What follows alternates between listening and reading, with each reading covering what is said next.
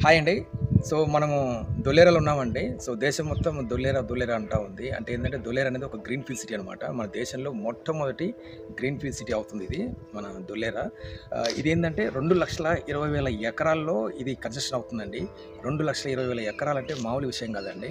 ఇందులో ఏందంటే జోన్స్‌గా విభజించారు. అంటే పోర్ట్ ఏరియాకి 90,000 ఎకర్స్ ఏమో మన ఇండస్ట్రీస్‌కి, తర్వాత రిక్రియేషన్ జోన్ అని, యాక్టివేషన్ జోన్ అని, తర్వాత ఐటీ ఇలాంటి వాటికన్నిటికి దాన్ని డిఫరెంట్ చేశారనమాట.